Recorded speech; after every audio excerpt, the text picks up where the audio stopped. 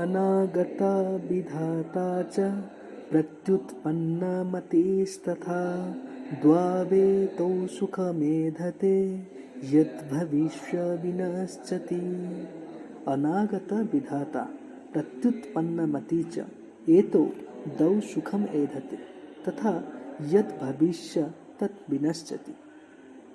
कौन कहुई जी विपद आसवा पूर्व रक्षा पाइबार उपाय भावी थाए एवं प्रत्युत्पन्न मति संपन्न व्यक्ति यही दुई प्रकार व्यक्ति निज सुख बुद्धि करिपारंती अर्थात सुखरे रही पारंती किंतु जहाँ भाग्यर अच्छी ताहा हेब आमे केबे भी यहाकु निर्णय करि न थाउ कारण आम भाग्यर जहाँ भी लेखाई थाए ताहा ही होई थाए।